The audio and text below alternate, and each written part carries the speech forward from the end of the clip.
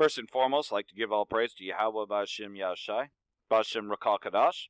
Double honors to the elders and apostles of Great Millstone who are teaching this truth and sincerity. And a shout out to Yakim that's going out there on the four quarters of the earth, onto the streets and proclaiming this truth, as we don't have much more time to do so. As we can see, though, that, I just found out that the main San Francisco camp, that their page, their YouTube channel was taken down, so they have a newer one, GMS SF Cow 7, and now it's, I believe, Ba in front. Yeah, the original channel was taken down, so we can see, though, that this is starting to really hurt Esau, as we're exposing everything, especially these false flag shootings and everything else. Especially, we talk about the fact that they stage these events to make it look like it's real and all that, so they can, their main agenda, of course, is to disarm everyone, because we know that Esau lives by the sword. See, Esau's not just planning to take us Jakes out. He's planning on taking out himself too, because as long as he's armed, well, can't really submit to the New World Order. So, getting into Revelation 13, schools, guns in America. So they got a video here. Holland Cook discusses gun reform and school safety with Georgia State Representative. You see, it's always to push this bullshit. Texas school shooting survivor and organizer for March for Their Lives, and special guest Andra Pollock, whose daughter, Meadow Jade, was among those killed in the Parkland, Florida shooting. So we know that this is bullshit, but they're going to talk about it. There's a half-hour video. I'll play excerpts from this video.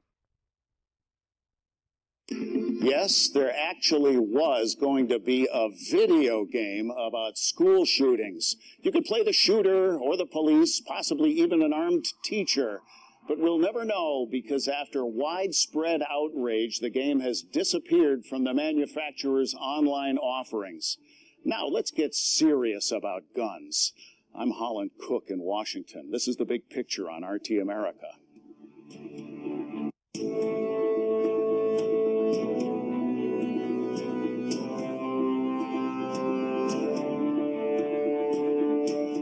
There were protests nationwide after the Parkland school shooting. Teenagers who figure that grown-ups can't solve this problem are tackling it themselves. Among those marching with students and walking out of the state legislature in solidarity with them was Georgia State Representative Erica Thomas, who joins us from Atlanta. Welcome. Thanks for having me. Erica, when I was young, 100 years ago, we marched against the war in Vietnam, and it was a long, painful protest. 4 died at Kent State. But eventually, America turned against the war. Knowing these young people... And, there's been protests against Syria and all that. So, we know that these shootings aren't even real. This is bullshit. It's to make you believe that all this happened. And we expose these things. We're the actual protesters because we're detesting everything that Esau does. Moving on to the next. Shalom.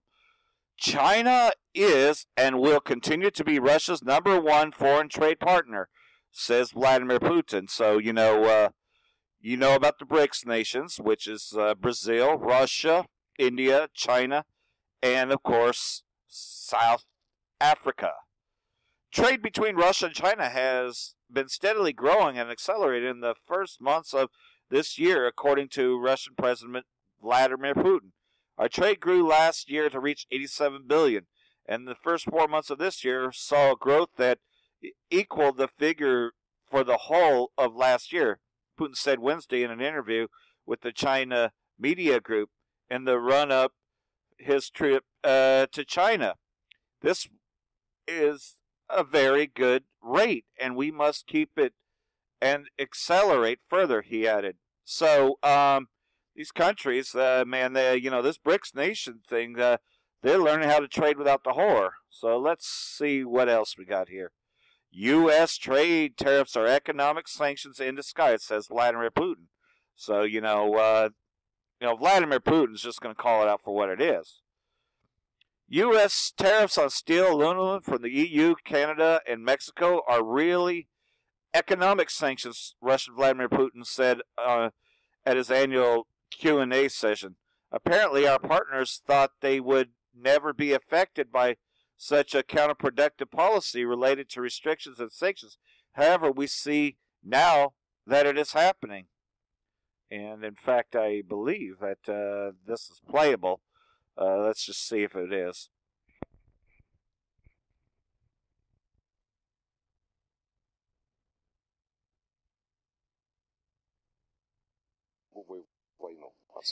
Canada, they are in a trade war with the United States, and you've seen quite recently Chancellor of Germany and the French President, but maybe not publicly, but do they say that it's high time the sanctions should be dropped, or they're waiting for some approval from Washington to do that?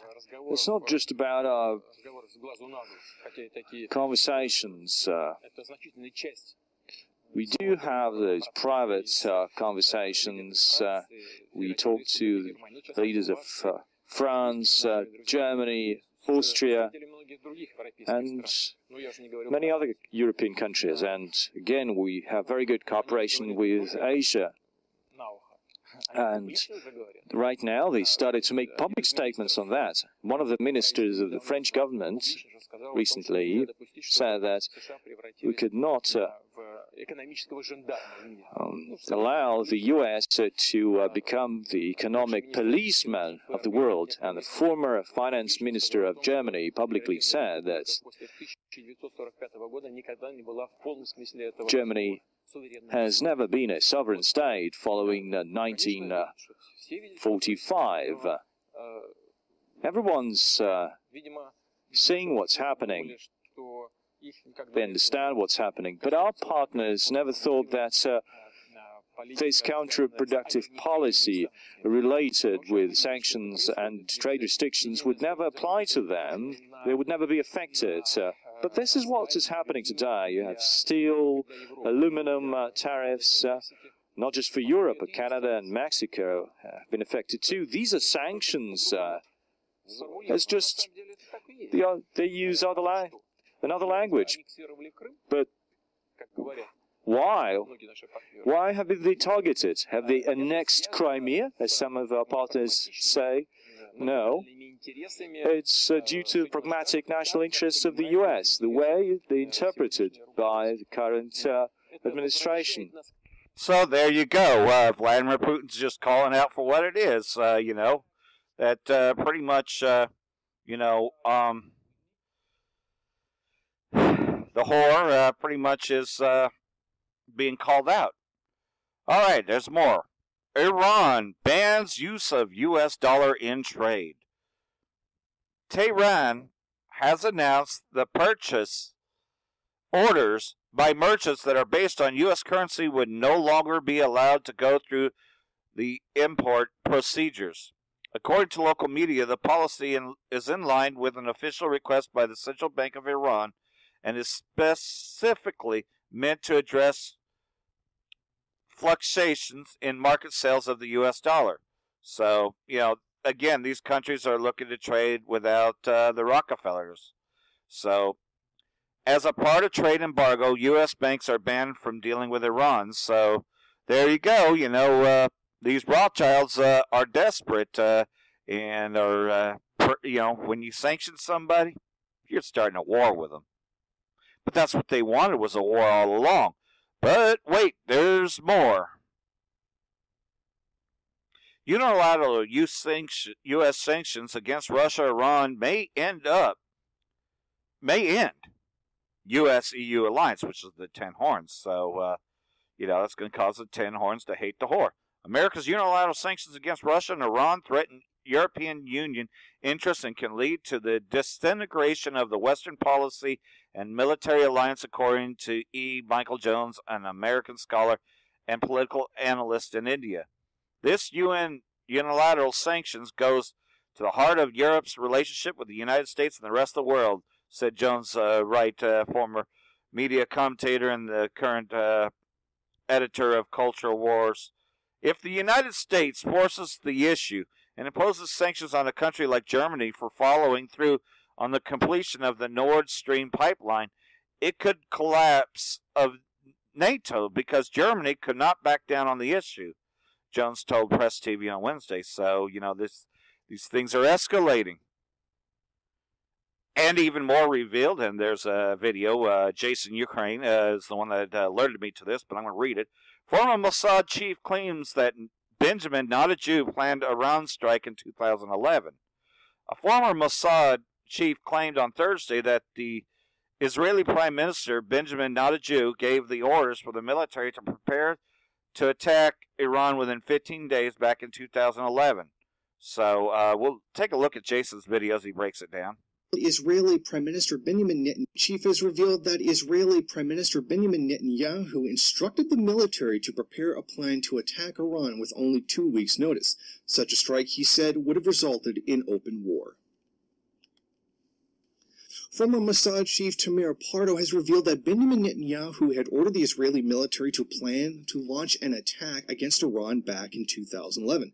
The plan was intended to be able to be implemented with only 2 weeks' notice. This was the first time a former Israeli official gave insight into how such a large-scale military operation would and should take the IDF to prepare.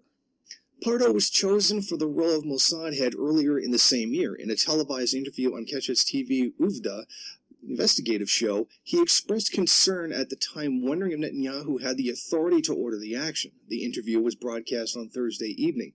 Pardo said that these strikes were intended to target Iran's nuclear facilities, but such an action would likely have resulted in a full-blown war.